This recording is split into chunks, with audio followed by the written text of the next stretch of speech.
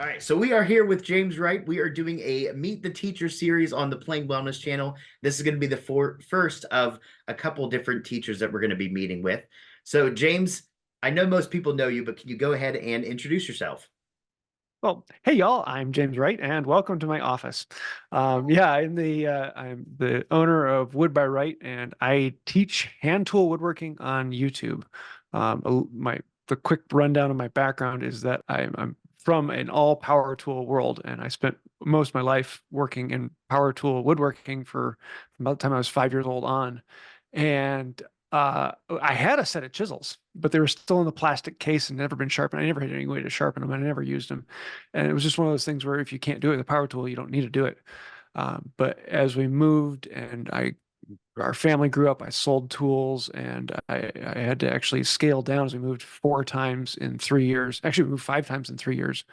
And I finally had to end up selling all my tools because our house was too small. And I became a stay-at-home dad. And so I can't use power tools around the kids. But then I watched a video on YouTube and found a guy who was making a grooving plane in this tiny little shop with just hand tools. And I thought, I'm a stay-at-home dad, so I can do this with my kids. So it's safe for them to be around. It's quiet for when they're napping. I have a tiny little space I can do it in. It just ticked all the boxes that I could still do woodworking. And it was this moment in my life where I had a passion for woodworking, but I couldn't do it anymore. And now I had a way that I could do it again, but it required me relearning everything. And that's where I was about 8.5 years ago. And today it is my full-time job teaching hand tools. So That's weird awesome. journey. What's your favorite part of woodworking then? Because you've done a Um, lot. So, what would you say is your favorite? I love diving into new subjects and experimenting. I don't like mastery or detail or perfection or trying to make things really, really good. I mean, there are times when I really like to do that.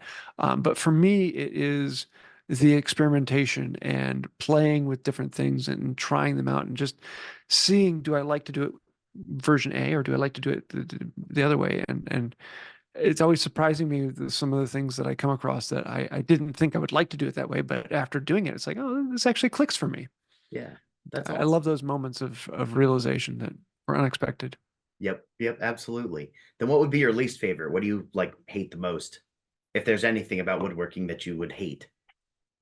Um, I think most of the things that I hate were remedied by going to hand tools. The dust, the noise, the danger, um, all of that just kind of uh, anything that breaks that Zen moment, anything that breaks that flow you start feeling when everything clicks in the shop. I think that's when the kids walk in and go, "Dad!" Oh, now I gotta stop. That's fair. That's fair. Is there anything that you've wanted to build that you haven't built yet? I know you're working on a workbench. Oh yeah, That's the thing that I've you've got a been wanting long to for a list. long time. One of the things I'd love to build is a replica of the Wright Flyer. I would love to do more boat building. Um, I would love to do a split Norwegian longboat.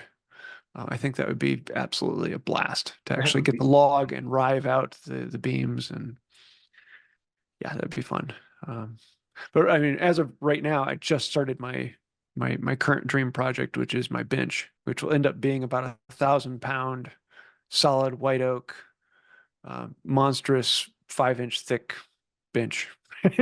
that's going to be awesome though. And you have a pattern maker's vise to go on that.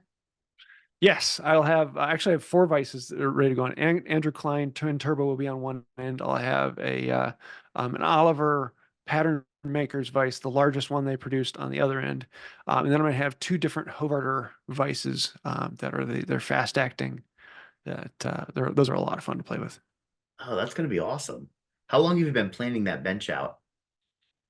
Oh, uh, since I've been hand tool, it's been one of those things where I built my first bench, but I needed to get something up and running in the shop. I built it with contractor lumber, and it works great. I still have it in the shop. I use it regularly still. Um, and it got me up and going, and it was enough that I could build the bench that fit what I wanted. But that bench was always a compromise because the shop space was just not big enough. It was 5 foot long, and it was just kind of crushed together. Um, and playing with that and many other vices when I go different places and try out with other people, just learning all the little things that I like this, I don't like that, and I like this, and slowly letting all those thoughts and ideas come together. And a lot of it came down to the bench top itself, because if I want, a 4 inch thick bench top, and this one's actually, the finished thickness is gonna be about 4.5 inches.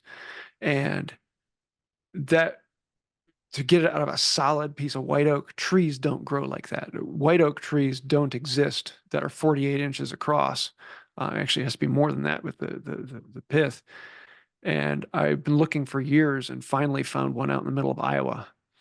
And Wow. guy was able to cut it down, but then it's green, so I had to spend years air drying it, and then we moved into this place, and I finally got the chance to do the final drying in a kiln. Um, and now it's down in the shop. So it's one of those long slide, but looking forward to playing on it. Oh yeah, absolutely. And that's gonna be worth it too. Are you recording every bit of that process so we can watch that as well? Oh yeah, Is yeah. it gonna be multiple videos or like one big video, or do you know yet? Oh, it'll be multiple, and then I'll have one compilation at the end. So I'm actually editing right now the first one, which is little more than the backstory and getting the slab down into my shop. But then it'll be a lot of fun, massive joinery, because the legs are 5 by 6. Wow. Um, so they're almost as heavy as the top itself. Oh yeah. Yep. Good thing you have a lot of little helpers though. They can help you in the shop every They're good at getting squished. Yeah. Yeah. So what would you say is like your so far, what's your absolute favorite thing that you've ever built? Um, that's really hard. I mean, I've built several houses that I absolutely enjoyed. Okay. But I think the one thing that really sticks out is the dining room table. That was just it was a really fun project, but it was the first video that really went big on the channel, and so that kind of holds a dear place to me. But it's one of those things I get to sit down at every day, and like just today, I was having dinner, and I sat down at the table and was looking. I was like, "Wow, this is really cool." Yeah. I built this. That's awesome. What about failed builds? Did you have like the worst ever failed build? Oh, I've had a whole bunch of those. Okay. It's one of the things I love to do is actually go down to the shop, and I'll pick some odd project. Like one time I decided I wanted to make a scraper plane, and my goal is to make it as fast as possible and just throw detail and control out the window and just have fun, and teach myself just to relax and not worry about it, and knowing that it's going to be trash when it's done. But that's okay, because the product was not the thing I was building. The product was my time in the shop and my experience with the tools. And I've done a lot of those where what I made in the end is little better than firewood. Yeah. Um, but as long as I have fun along the way, it's almost always a great learning experience. Yeah. You And there make have been times where I try to do things well and yeah, they don't come out well. that happens too. That happens too. How do you stay motivated when things like that happen then? Like, because I know sometimes, like for me, if something like that happens, I'm like, okay, I have to take a break in the shop because I get mad. And then eventually I come back down. How do you keep yourself motivated when those kinds of things happen? Oh yeah, it happens all the time. I usually have one big furniture project in the shop at any given time, but then I'll have 4 or 5 other small things that are usually like weekend type processes, and each one of them will be at different stages. And so if something is driving me bonkers on one of the projects, rather than putting my frustration into the shop and woodworking, it's that project that annoys me. And so I can then move on to let's go do the next step on this other project, and being able to refocus and have other things, so that when one drives me bonkers, there's always something else. And I think a lot of it is I don't like to make the same thing twice.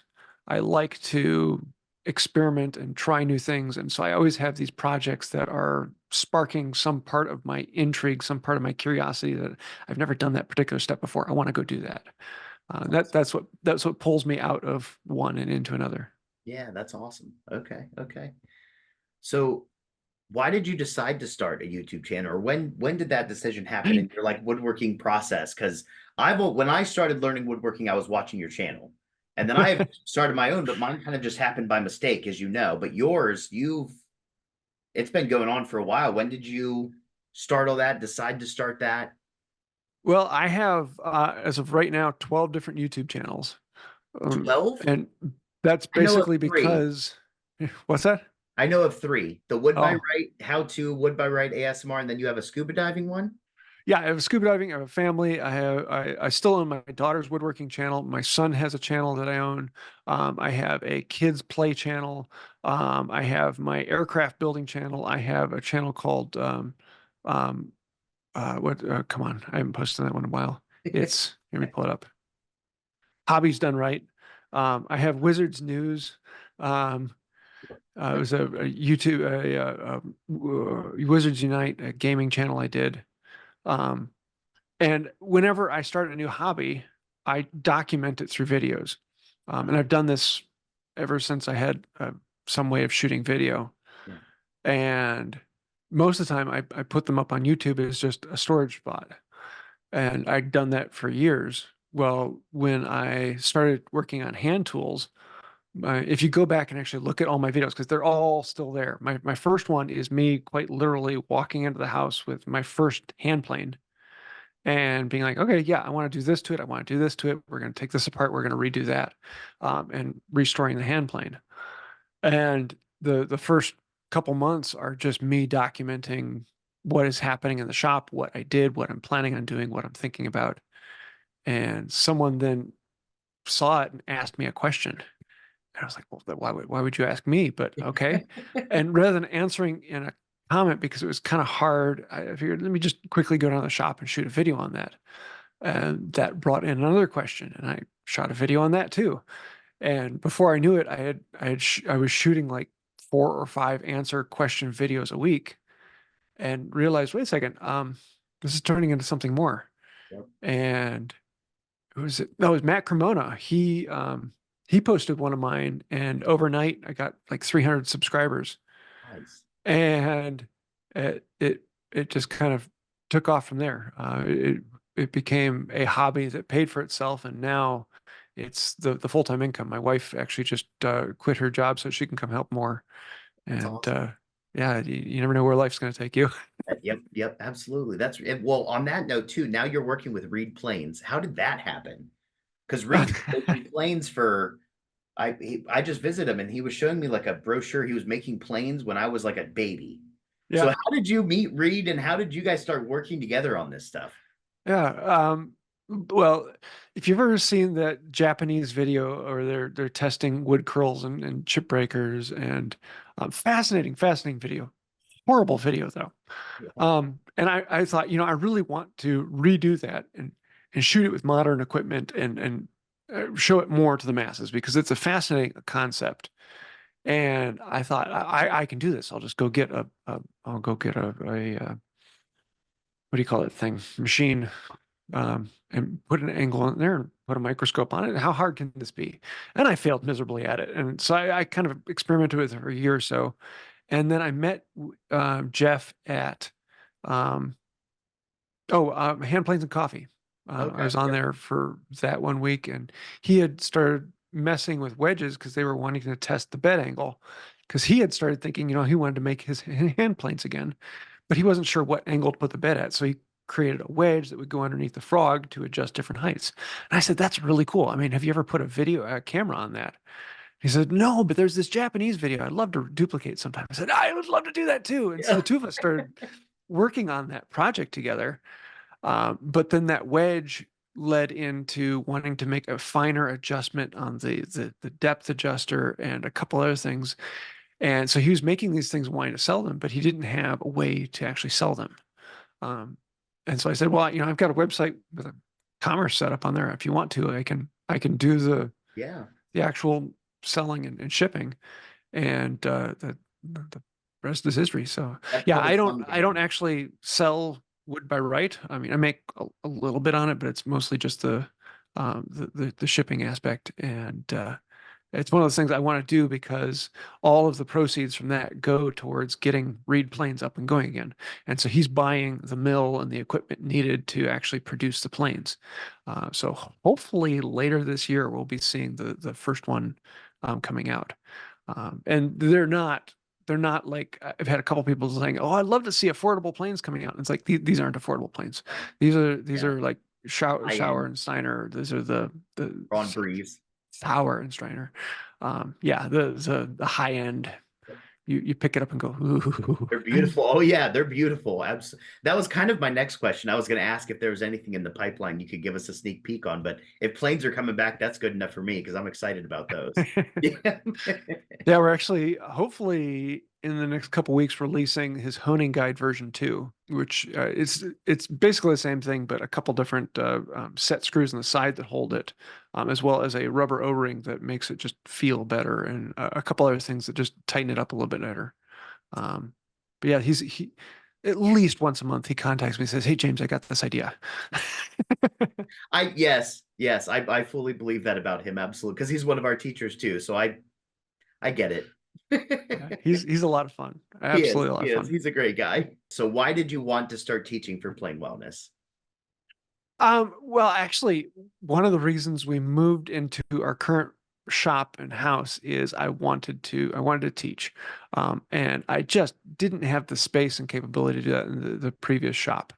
Um, but at the same time, I'd love to do that, but it's not something I want to. I don't want to have like a full-time class. I don't want to have a full-time school. I want to do it occasionally, and it's something I just want to do because I want to do it. I want to enjoy it. I love sharing the knowledge. I love seeing that moment when someone tries something they don't think they can get, and it just clicks, and they're like, "Oh, yes, I can do this." That's what I love, and that's what I do all of Wood by Right for.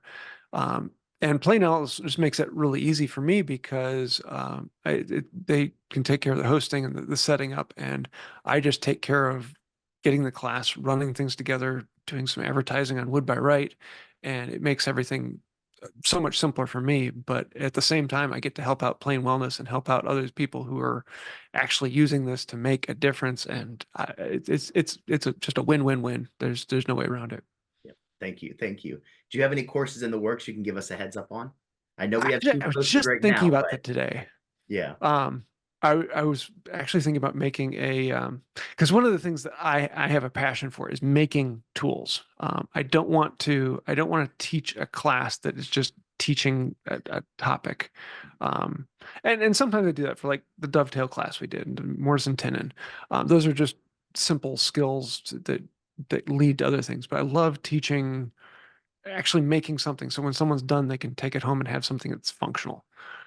And I was actually thinking about doing a card scraper holder, Ooh. but part of me is thinking about doing a carving class, um, which is Yes, your knots. I don't know what they're called, but the knots. yeah Yes. and that's one of those things that is I would feel really bad turning that into a class because it's one of those things that looks scary but it's so stupid simple. And anytime I demonstrate with other people, in 4 or 5 minutes, you can pick it up and be just as good as anyone else. And it's a lot of fun. We can Um, make it a cheap class. yeah. So yeah, I'm coming up with a couple ideas along that way. But yeah, if anyone has anything they want me to make, do let me know. Yep. Yeah, we do on the website. We have a place that's called course requests. So people can go on there too if anybody wants to go on there and request a course as well. And then I send it out to the teachers and I kind of do that as first come, first serve. So whoever responds first, they get to teach it. But it's not to say we can't repeat it again in the future because everybody has different style. So yes, I very much appreciate you teaching for Plain Wellness. It was one of those like James Wright's going to teach for us, moments when we were first starting out. So I truly appreciate it. It's been awesome. I have been having a blast working with you, and I look forward to where we're going to grow through all of this. I'm having a lot of fun with it. Yes, yes. Do you have any questions for me? I don't have any more for you, but if I didn't know if you had anything for me while we're here. I've always wondered what brought up plain wellness to you.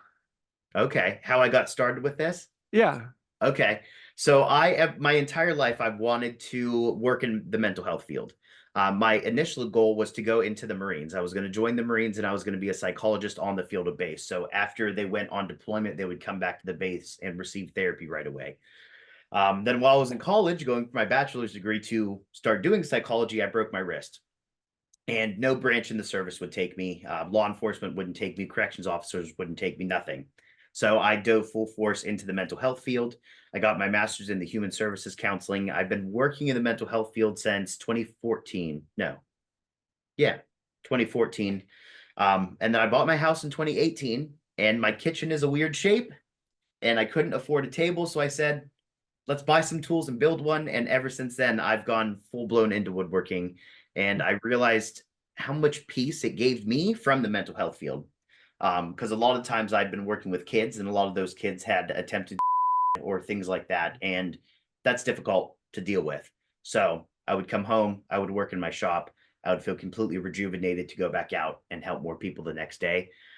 So I had been trying to figure out, how do I combine these two passions? How do I bring mental health and woodworking together? Because I see that woodworking helps mental health. So in, what was it, June 2023, I just said, let's go for it and see what happens. And it has literally exploded in a good way. And it's been amazing. So that's the brief. That's where I come from. No, it was one of those things when you brought to me that because I'd worked with Rob Cosman and the Purple Heart, and I absolutely love what he's doing there. It's phenomenal It is. setup. Yep. But I talked to several people who were like, I'm not a veteran, but I also have problems, and I'd love to do this. And I was like, yeah, that'd be a really good idea, but the Purple Heart can't do that. Yeah. And when you brought this up, it was like, oh yeah, that's what I want to be a part of. Yep. All right. Well, I appreciate your time. This was awesome. And keep My an eye out pleasure. too. We are going to have more videos with other teachers. I think up next we're going to have, I believe it's Eric Mayer and then Jeff Warshawski read planes. So keep an eye out for those videos as well. I don't normally do this, but hit the like and subscribe button because we're trying to get this channel off the ground. All right. Ring Thanks, that Paul. bell. You ring the bell. There we go. Have a good day. Bye.